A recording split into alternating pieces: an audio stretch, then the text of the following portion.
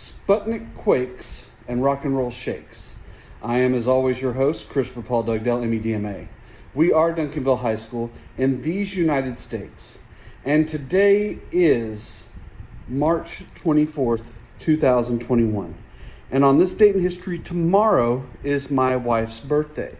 And as a special guest today on here, here's my beautiful wife.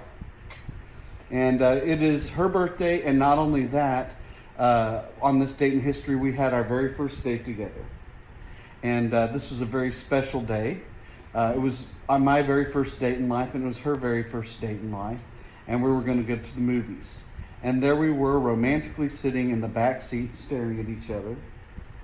And all of a sudden, her eyes got really big, and then she began to vomit very violently on top of me and everyone else in the car. And anyway, very special day in many arenas, and one of the most important days of my life. Happy birthday, baby! I love you. Didn't know you were going to get that kind of graphic sex in a video, did you?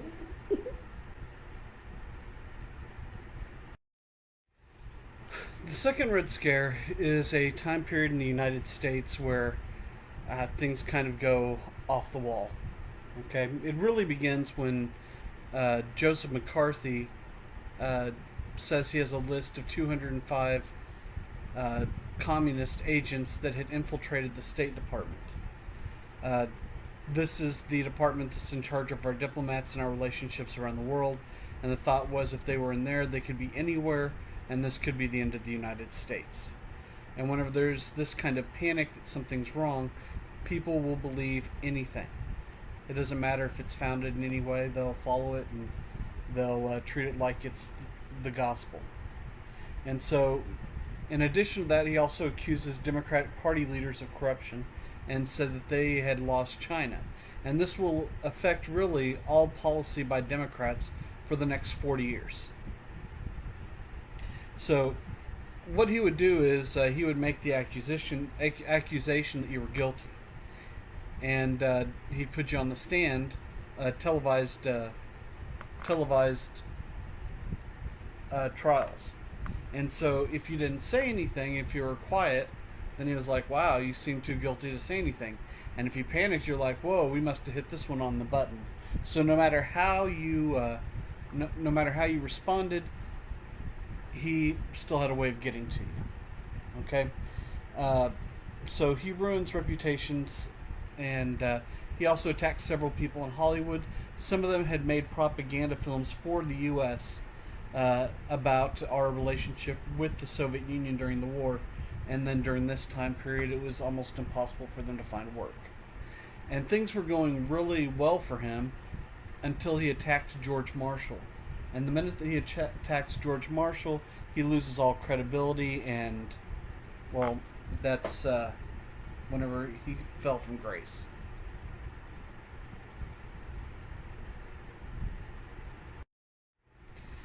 Sputnik.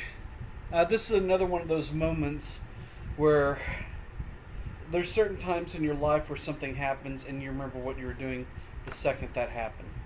And Sputnik was important because on October 4th, 1957, the Soviets put the first artificial satellite in space, which meant that they could put things in orbit, which means that they could track anything around the Earth. And if they can put a satellite in space, why couldn't they put an atomic bomb? And then if they decided to attack the United States, they could blanket the country, and we wouldn't know until it was happening. They went a step further by putting the first man in space, and that's Yuri Gagarin, and he was in space in 1961. But the space race really begins for the United States in 1957. And if you're wondering why you take all the classes you do, a lot of it has to do with Sputnik. Because there's two major things that come out of this. The first one is the National Aeronautics and Space Administration, also known as NASA. And this is the U.S. space program.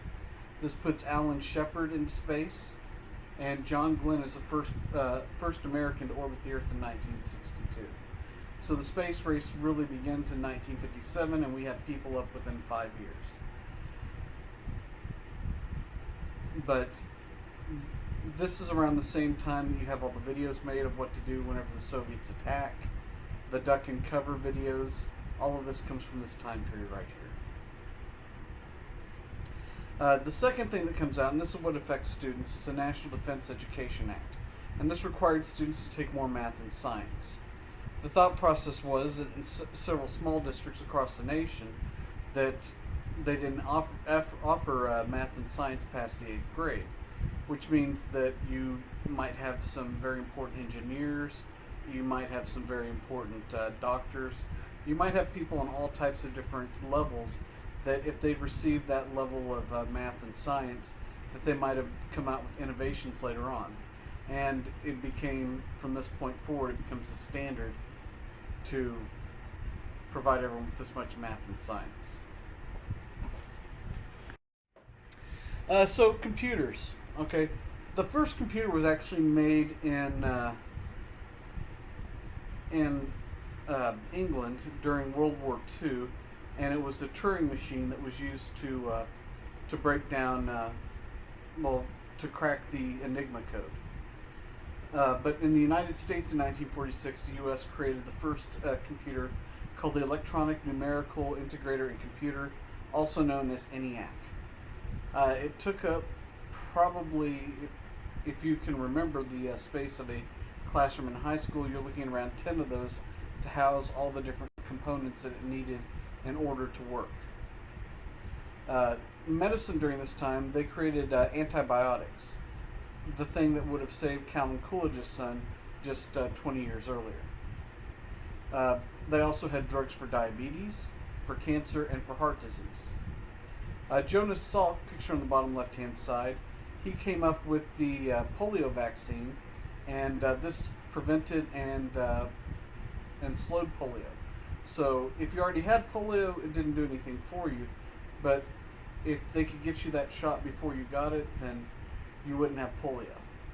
And we've managed to almost wipe polio off the face of the earth at this point.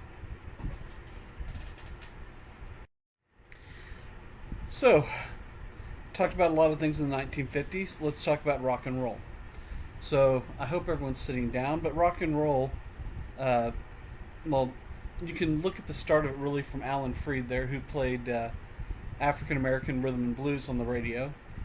For any of you who know R&B is rhythm and blues. If you knew that, then cool. If you didn't, then hey, look, I taught you one thing this year. Okay, white artists started copying the sound as soon as they heard it, and this new music was called rock and roll. Okay. By the way, for the historical record, until this gets changed, Elvis Presley is considered the king of rock and roll. But if you want to know who really was the king of rock and roll, I'd probably have to say Little Richard over on the top right. Okay, a lot of his sounds were copied by Elvis and other people. Okay, but African American entertainers actually had an easier time fitting into a country that treated most African Americans like second-class citizens. You have Chuck Berry, who had all types of innovations in with the guitar. Ray Charles had a unique sound of his own, and once again, Little Richard.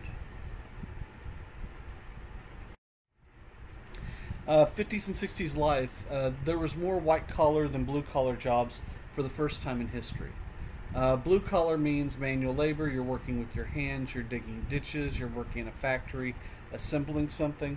White-collar, and normally the uniform working in a lot of those places was a blue shirt or like a blue jean shirt. And the reason you wore a shirt like that was it was easier to clean all the muck out of. Okay, and people that wore white shirts, they normally worked in office jobs, and they were less likely to get dirty. You also have the innovation of fast food, and home ownership increases by 50%. It went from 40% of the population to 60%. You have the credit card becoming widespread. You have electrical appliances. A lot of people had more debt, and savings really were a thing of the past. Nuclear fallout. This goes back to Sputnik and some of the other fears of the 1950s. For every person that was killed instantly in a nuclear blast, 4 more would die from fallout. This is the leftover radiation from the big mushroom cloud that would come down and rain upon the people underneath. And the thought was you might be able to survive if you had some type of fallout shelter. Here is a fallout shelter right here. The image of one underground there. This would not be good for long term, mainly because you don't see sleeping quarters. They don't have a way of heating their food. I mean, on the one on the left. On the one on the right, you do see all of those places. And one other thing is you had to have plenty of water in order to go to the bathroom. Well, anyway.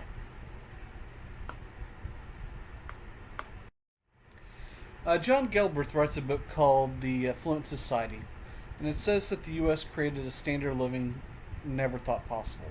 That no one could imagine that just about everyone could live like a king.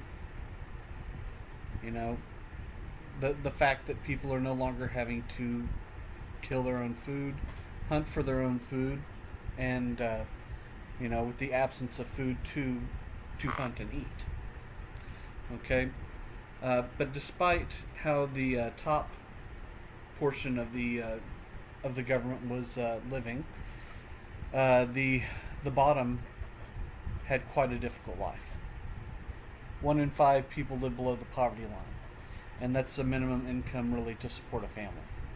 And Michael Harrington writes a book called The Other America, and this describes rundown communities where poor housing, basically it shows poverty. And part of the problem in the United States is if people don't see it, it doesn't exist. And this is something that makes it quite real to everyone in the United States. Okay? But they find that poverty many times is almost an inherited condition. You know, if you're living in poor housing, you have poor health, you normally don't go to school. So there's limited opportunities once you get out of school. You're also more likely to get pregnant. And that's one of the things that is one of the biggest reasons for poverty is children at an early age. Prevents the parents from getting the education they need to provide a better life for their kids, and kind of restarts the cycle of poverty. And most of the time, and by the way, this is not in all cases, but in a majority of the cases, whenever that happens with the mother, the child will have a child at a very early age, often as well. Doesn't happen every time, but it can.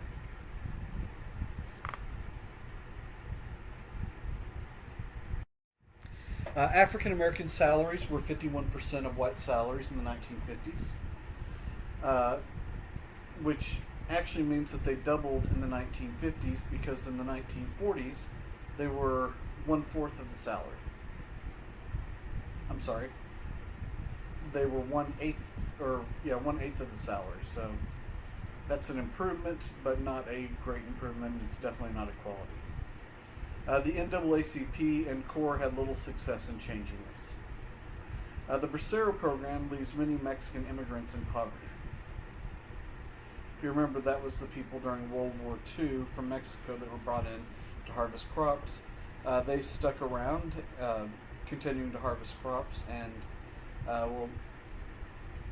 if you were a child of someone who was a migrant worker, then getting an education made things almost impossible. Native Americans were the poorest people in the nation. Okay, and it wasn't close. The termination policy was created during this time, which seems very appropriate for everything the United States does to Native Americans.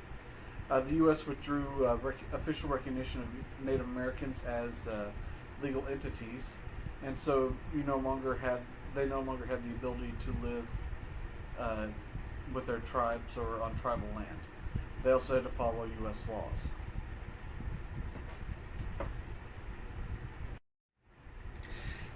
E pluribus unum.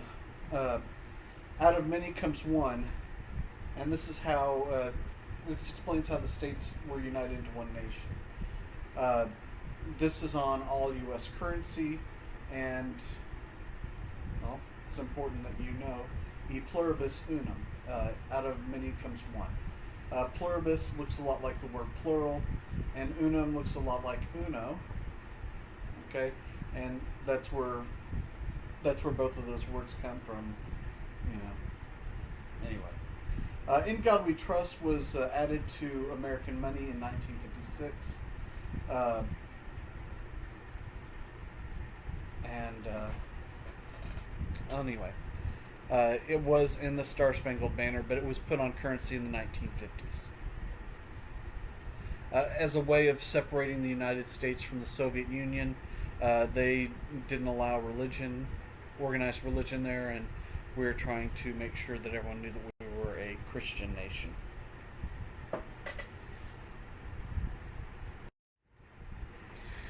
Dynamic conservatism. Okay. Eisenhower was against government deficits and cut defense spending and domestic programs.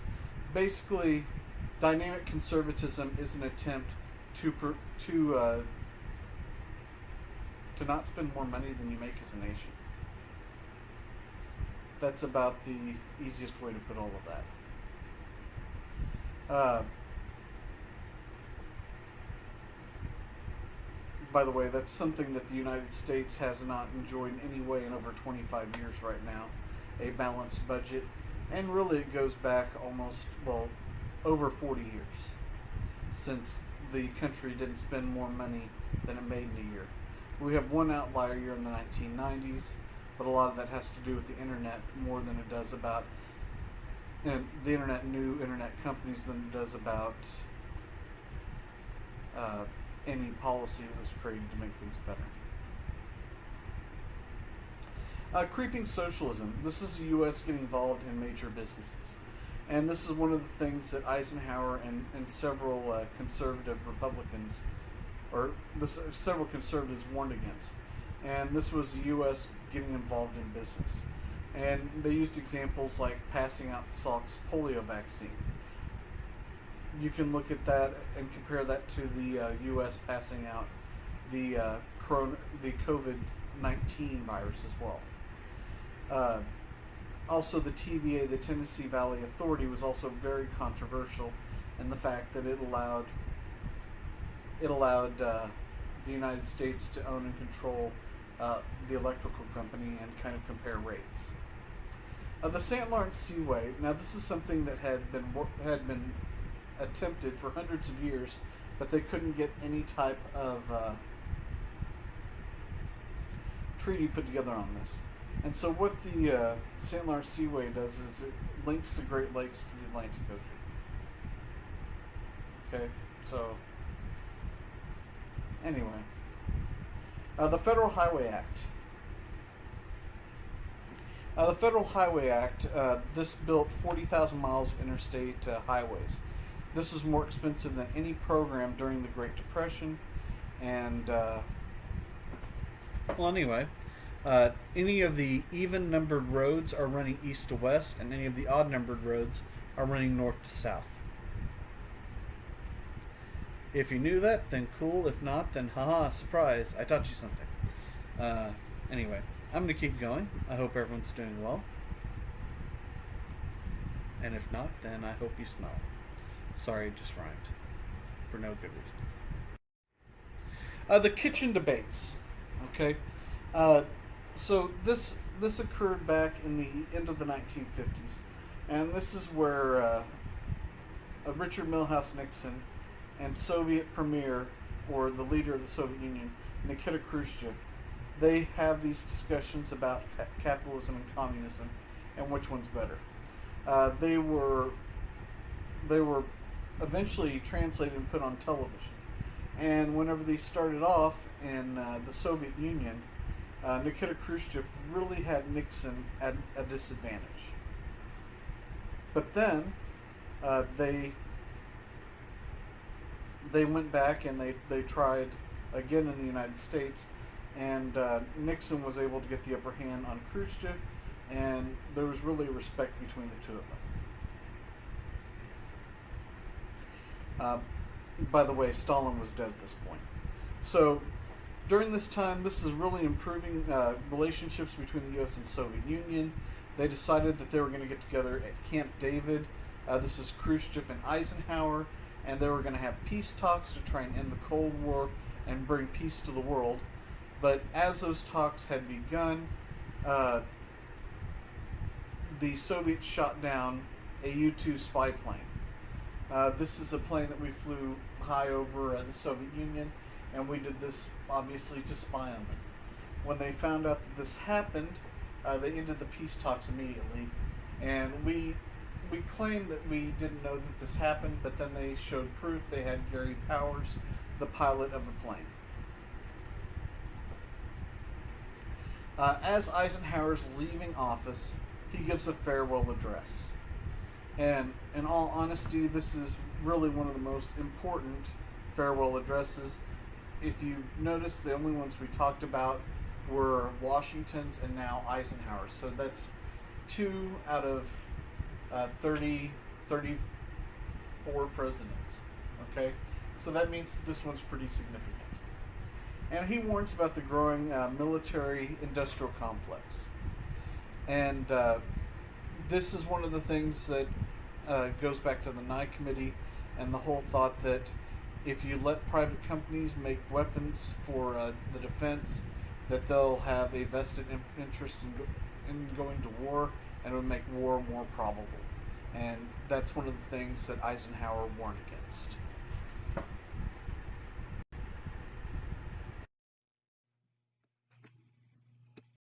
Civil rights.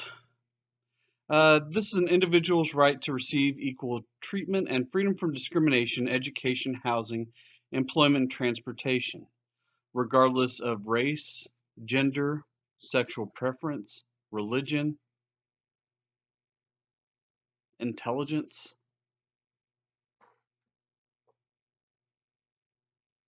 I'm sorry, I trailed off there. The causes of the civil rights movement of the 1950s and 60s. There's major problems with segregation throughout the South. Only 20% of registered black voters in the South can vote, and 5% in the Deep South. The Deep South refers to Alabama, Mississippi, and Louisiana. Many times Georgia will also get added to that as well.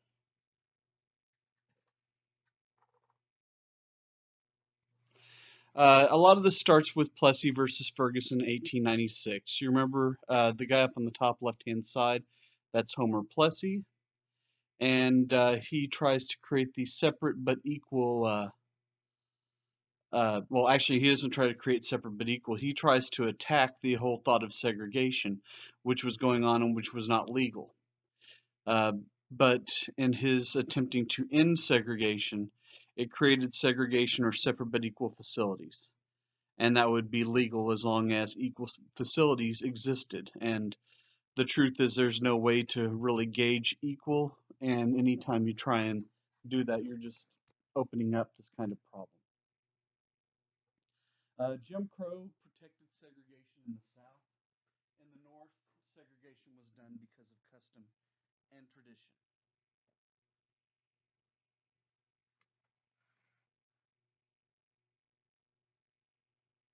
That's called de facto segregation. De facto means by custom and tradition.